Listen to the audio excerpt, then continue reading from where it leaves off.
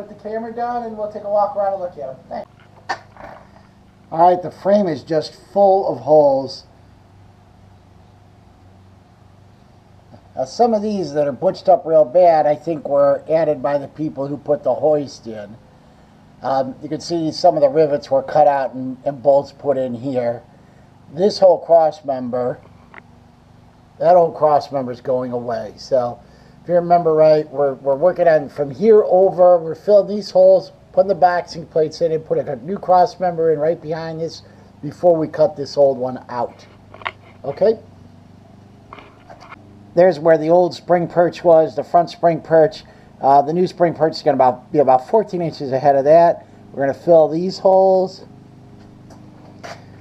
I started to fill some back here. These small pilot holes are where the new spring perch is going to sit. Still got to make sure I got the frame straightened out before we get into that. That's a couple episodes down the road. Alright, so this is my old spare bolt bin. So I'm going through here and I'm finding bolts that mostly kind of get close to fitting the holes.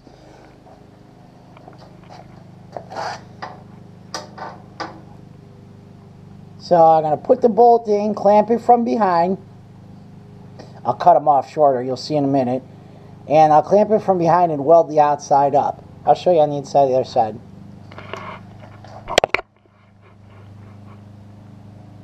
Alright, so I've already started over here.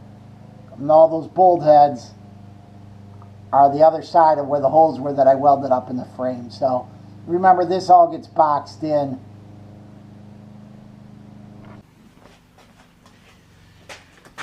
Try to place the camera where you can see that. I want to blow everything this way so I don't have a mess over my truck.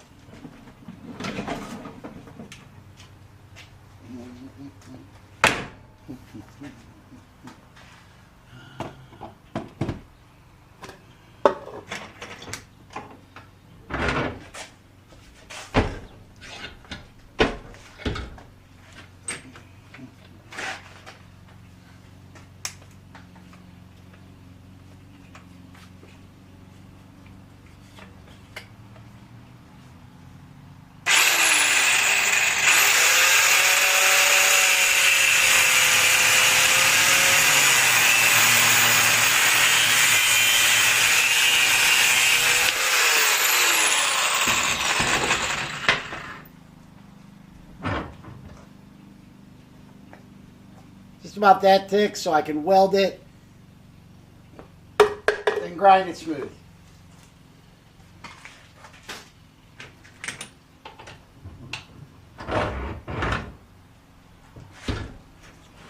This gets a little tedious.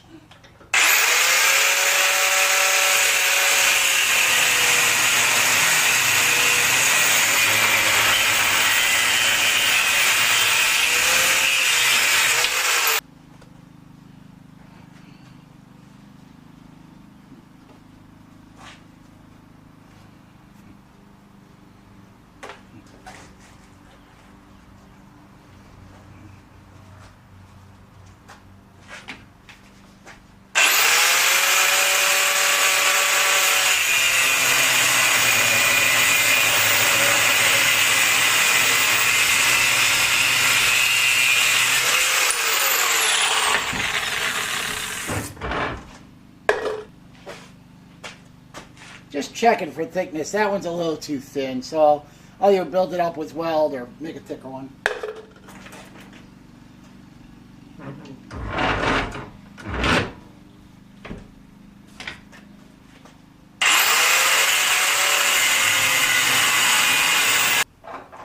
Okay, so you may ask, why am I putting these in an old mayonnaise jar? I'm pouring vinegar on them. I reuse this vinegar. You can see it's all kind of murky. $4 a gallon at Walmart. Soak rusty things in it. And you'll see tomorrow that all that rust will be cleaned up. So I don't want rust to bleed through. I want good penetration on the welds. So I'll show you. I'm going to go through the holes with a round file and clean up the inside of the holes before I weld them. And then these will be cleaned from soaking in the vinegar. And I should get a good weld, grinding smooth, not have any problems with rust bleeding through out of the cracks later. Okay, we're in the kitchen now. I'm hoping you could see in here. See all this yuckiness on the top of it?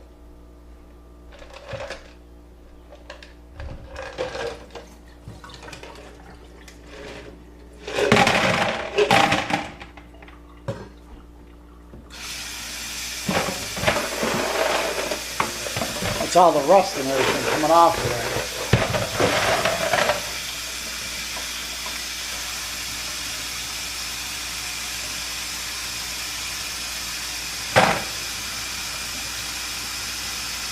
Some look better than others.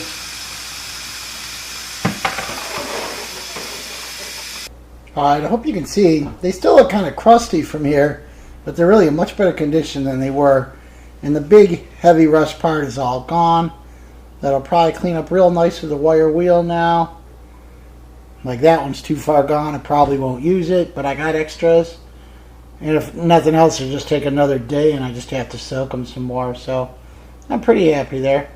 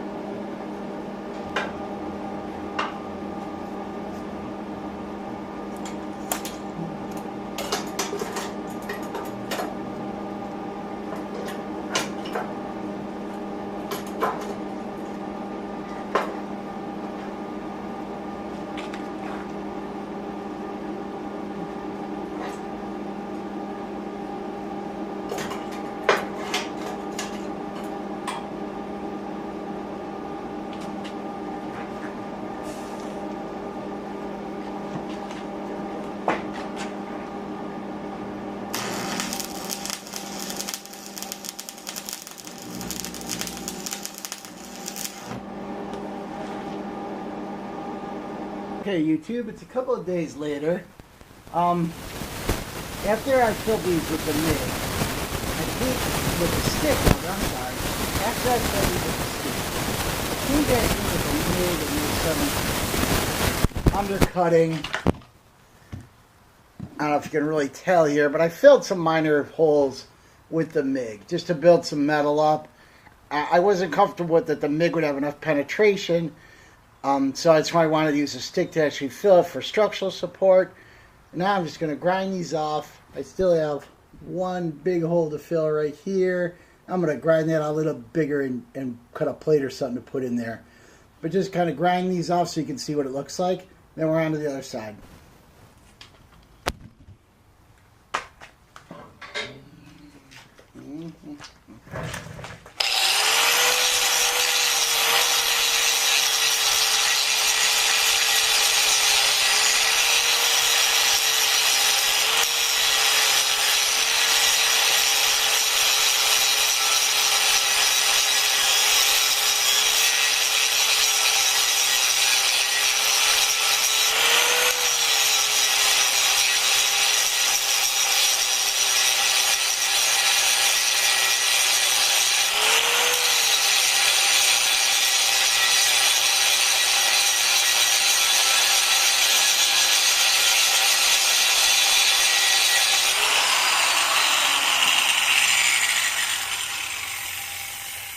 Okay, so the world will never know. I am going to come in here after this is all straightened out. After I'm done with everything else, I'm going to come back in with some filler. Do a little just body work, real simple, to clean this up, and then we'll paint the chassis black. I want to finish grinding up to here, and then flip over to the other side. I don't know how much grinding I'm going to bore you with. Some of these I got really overzealous on, and this is just nuts. I'm taking off like whatever, like almost a 1/4 inch of material, probably for a defect that was less than a 1/16 of an inch. So I got to be careful when I do that on the other side. This is I don't have enough time as it is to be wasting doing this, but here it is. You got the general idea. I'm going to shut it off and finish this, and then we'll go look at the other side. Alright, so just want to show you what it looks like all ground smooth. Or pretty close to smooth. Alright, so we're looking at the back side of the channel on the left side frame rail. And I just want to show you how I'm clamping these.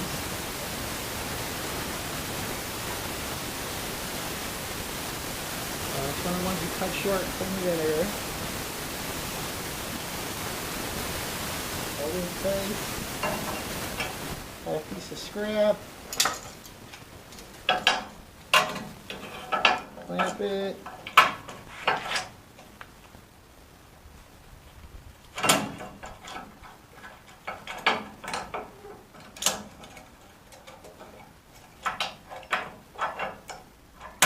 Come on.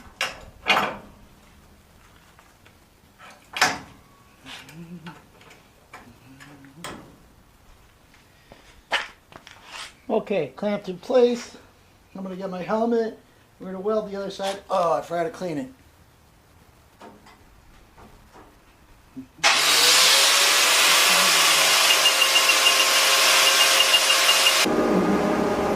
Oh, that's about it.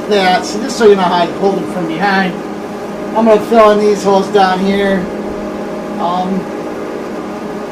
That's really about a wrap. I'm going to finish filling these holes, grind them all smooth, and then we'll start boxing in the inside, starting from the cap back, and that'll be in another video. So this is the whole video, and thanks for watching, YouTube. Subscribe to my channel, like me, visit me on Facebook. I'm Michael Shota. I'll see you around. Bye.